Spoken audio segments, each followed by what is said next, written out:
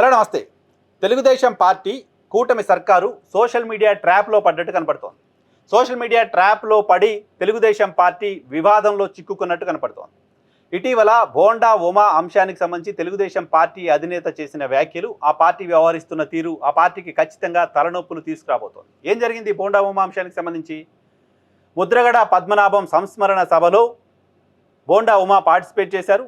అక్కడ అనేక రాజకీయ పార్టీలకు సంబంధించిన నాయకులతో ఆయన కలిశారు. వైఎస్ఆర్ కాంగ్రెస్ పార్టీకి సంబంధించిన మాజీ మంత్రి అంబటి రాంబాబు కూడా ఆ సమావేశంలో పార్టిసిపేట్ చేశారు. బోండా ఉమా, అంబటి రాంబాబు కలిసి కూర్చున్న విజువల్స్, కలిసి మాట్లాడుకున్న విజువల్స్ వైరల్గా మారాయి. ఇవి వైరల్గా మారడంతో ఏ రకంగా అంబటి రాంబాబు దగ్గరికి వెళ్ళి కలుస్తారు, ఆయనతో కలిసి మాట్లాడడం ఏంటి అంటూ Telugu Desam party social media Bonda ఉమకు వ్యతిరేకంగా పోస్టులు పెట్టడం మొదలుపెట్టింది. సో ఈ పోస్టులు తీవ్రత పెరగడంతో తెలుగుదేశం పార్టీకి సంబంధించిన నాయకత్వం దీనిపైన ఓ నిర్ణయం తీసుకుంది. బోండా ఉమ పైన తెలుగుదేశం పార్టీ అధినేత చాలా సీరియస్ అయ్యారు అని. బోండా ఉమ అక్కడ కాపు చేసి ఆధ్వర్యంలో ముద్రగడ పద్మనాభం సంస్మరణ సభ జరిగితే ఆ సభకు కాంగ్రెస్ పార్టీ నుంచి, జనసేన పార్టీ నుంచి, వైఎస్ఆర్ కాంగ్రెస్ పార్టీ నుంచి, తెలుగుదేశం పార్టీ నుంచి అన్ని పార్టీలకు సంబంధించిన కాపు నాయకులంతా అటెండ్ అవుతే ఆ అటెండ్ అయిన కార్యక్రమంలో వైఎస్ఆర్ కాంగ్రెస్ పార్టీకి సంబంధించిన నాయకుడు అంబటి రాంబాబుతో ఆయన మాట్లాడితే చంద్రబాబు నాయుడు సీరియస్ అయ్యారు అంటూ సోషల్ మీడియాలో వార్తలు, తెలుగుదేశం పార్టీ మీడియాలో వార్తలు చూసాం. సో ఇది ఆయన సీరియస్ అవ్వాల్సిన అవసరం ఏంటి అనే ప్రశ్న న్యాచురల్గా కాపు సామాజిక వర్గం నుంచి రైజ్ అవుతుంది. ఈ సమావేశంలో బోండా ఉమా నర్మగర్భంగా కొన్ని వ్యాఖ్యలు చేశారు ముద్రగడ పద్మనాభంను ఉద్దేశించి. 2014 నుంచి 19 వరకు అధికారంలో ఉన్న తెలుగుదేశం పార్టీ అధికారాన్ని కోల్పోవడంలో ముద్రగడ పాత్ర కూడా ఉంది. ముద్రగడ చేసిన కాపు ఉద్యమం తెలుగుదేశం పార్టీకి అప్పుడు నష్టం కలిగించింది. ముద్రగడ పద్మనాభం చేస్తున్న ఉద్యమాన్ని గుర్తించండి అని చంద్రబాబు నాయుడికి మేము చెప్పాం. కానీ మన సామాజిక వర్గానికి సంబంధించిన వాళ్ళే కొంతమంది అప్పుడు అది సరైనది కాదు, ఆ ఉద్యమం కారణంగా ముద్రగడకు సొంతంగా లాభం వస్తుంది తప్ప తెలుగుదేశం పార్టీకి ప్రయోజనం ఉండదు అని చెప్పిన మీదట పార్టీ అధిష్టానం నిర్ణయం తీసుకోలేదు. ఆ కారణంగా అప్పుడు నష్టం జరిగింది. ఇప్పుడు కూడా కాపుల్లో అలజడి ఉంది. ఇప్పుడు కూడా కాపుల్లో ప్రభుత్వం పట్ల కొంత అసంతృప్తి కనపడుతోంది. ఈ కాపుల్లో అసంతృప్తికి కారణమైన అంశాలను నేను అధిష్టానం దృష్టికి తీసుకెళ్తాను అంటూ ఆయన మాట్లాడారు.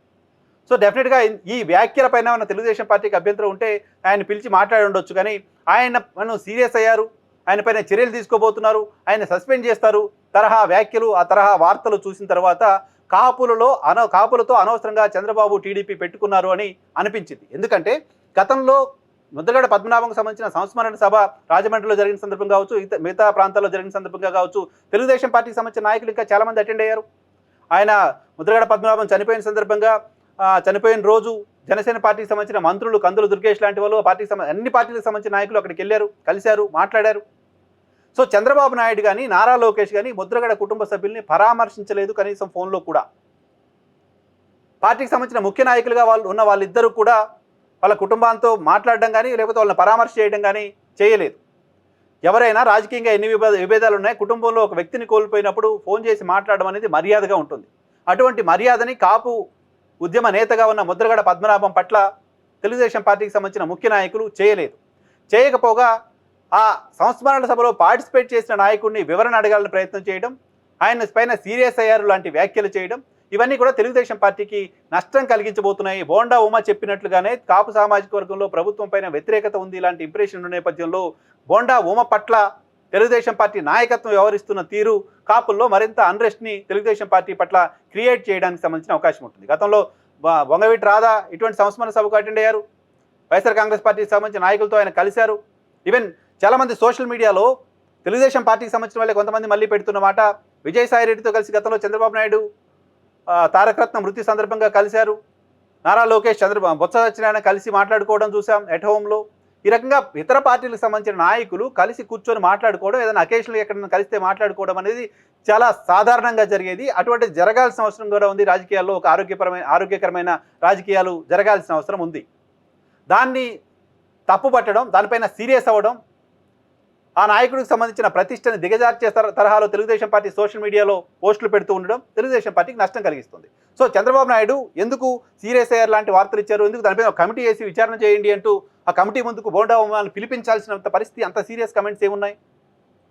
కమిటీ ముందుకు పిలిపించి మరీ మాట్లాడాల్సినంత సీరియస్ కమెంట్స్ బోండా ఉమా ఏం చేశారు? డెఫినెట్గా నో. ఎందుకు తెలుగుదేశం పార్టీ అటువంటి నిర్ణయం తీసుకుంది అంటే తెలుగుదేశం పార్టీ సోషల్ మీడియా చేసిన క్యాంపెయిన్ కారణంగా.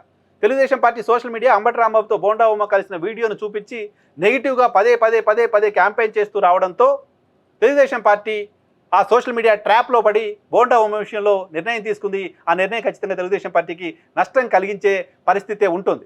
తెలుగుదేశం పార్టీకి సంబంధించిన నాయకులు గతంలో కూడా, తెలుగుదేశం పార్టీకి సంబంధించిన సోషల్ మీడియా గతంలో కూడా ఓ రౌండ్ టేబుల్ మీటింగ్లో ఏబీ వెంకటేశ్వరరావు, అంబటి రాంబాబు కలిసి కూర్చొని మాట్లాడితే దానిపైన కూడా చాలా నెగిటివ్ క్యాంపెయిన్ చేస్తూ వచ్చాయి. ఏబీ వెంకటేశ్వరరావుకు వ్యతిరేకంగా అనేక మంది పోస్టులు పెడుతూ వచ్చారు. ఆయన తెలుగుదేశం పార్టీ ద్రోహిగానో, ఆంధ్రప్రదేశ్ సంబంధించిన ద్రోహిగానో మాట్లాడుతూ వచ్చారు. ఏ రకంగా అంబటి రాంబాబుతో కలుస్తారు అంటూ మాట్లాడుతూ వచ్చారు.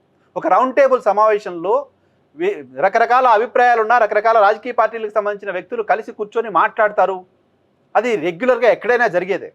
సో దాన్ని కూడా తప్పుపట్టే స్థాయికి తెలుగుదేశం పార్టీ సోషల్ మీడియా వెళ్ళిపోయింది. అంటే తెలుగుదేశం పార్టీని వ్యతిరేకించే వాళ్ళంతా తెలుగుదేశం పార్టీ ద్రోహులు, ఆంధ్రప్రదేశ్ రాష్ట్ర ద్రోహులు లాంటి ఒక నేరేషన్ని క్రియేట్ చేసే ప్రయత్నం చేస్తూ వచ్చారు. అది తెలుగుదేశం పార్టీకి మంచిది కాదు. రాష్ట్రం విషయం పక్కన పెడితే తెలుగుదేశం పార్టీ ఆ సోషల్ మీడియా ట్రాప్లో పడే బోండా ఉమ విషయంలో ఇప్పుడు నిర్ణయం తీసుకుంటుంది.